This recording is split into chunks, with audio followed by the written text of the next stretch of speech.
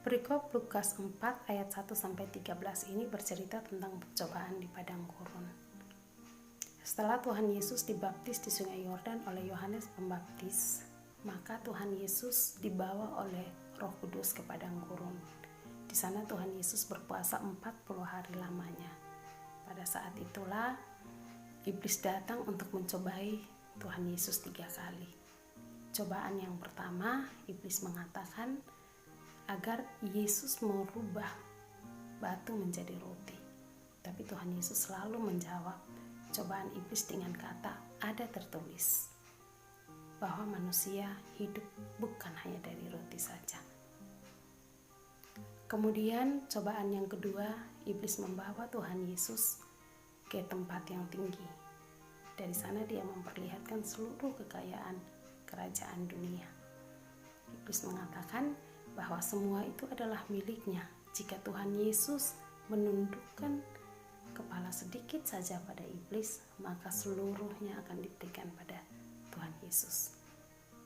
Tapi selalu Yesus menjawab bahwa ada tertulis manusia hanya boleh menyembah Allah dan hanya kepadanya engkau berbakti. Kemudian iblis membawa Tuhan Yesus ke bumbungan bait suci. Dari sana iblis mengatakan, jika engkau anak Allah, jatuhkanlah dirimu ke bawah, maka Allah akan memerintahkan malaikat untuk menatangmu sehingga kakimu tidak terantuk oleh batu. Tapi Yesus menjawab lagi, ada firman yang mengatakan engkau tidak boleh mencobai Tuhan Allahmu. Dari situ iblis sadar bahwa ia tidak bisa mencobai Yesus lagi. Karena itu ia mundur dari hadapan Yesus dan menunggu waktu yang tepat untuk menyerangnya. Melawan pencobaan dengan firman Allah. Kisah tentang pencobaan di padang gurun memberi 4 perenungan penting bagi kita.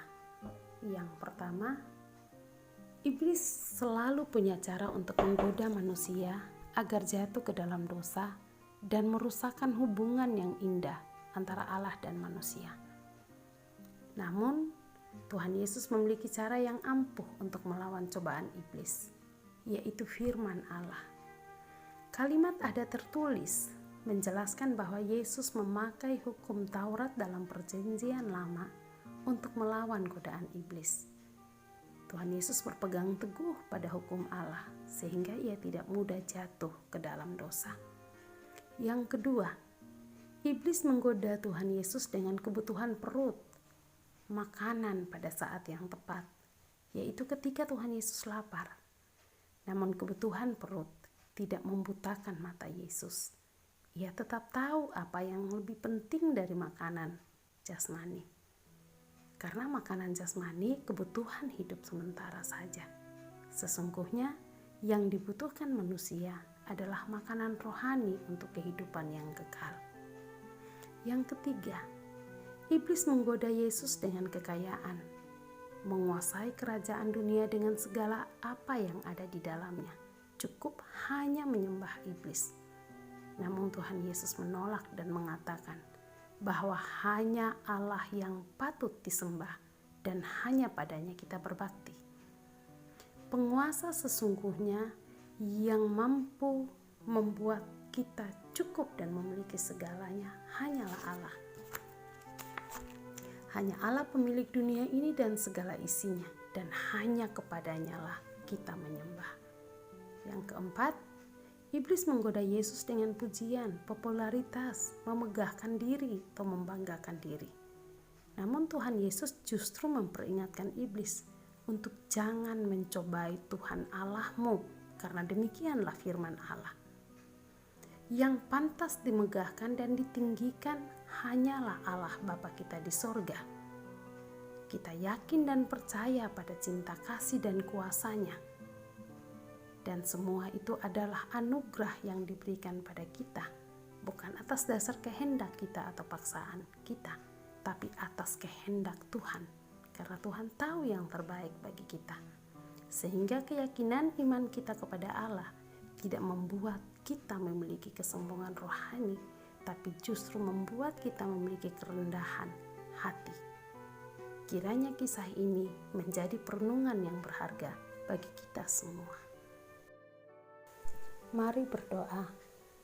Ya Tuhan, sungguh indah renungan kami malam ini. Kami diingatkan untuk melawan setiap godaan iblis dengan kuat kuasa firman-Mu seperti Tuhan Yesus. Ajar kami untuk selalu dekat dengan firman-Mu agar kami dapat selalu mengandalkan firman-Mu. Kami akan memasuki tahun baru 2022 yang penuh misteri. Sertai kami, pegang erat tangan kami.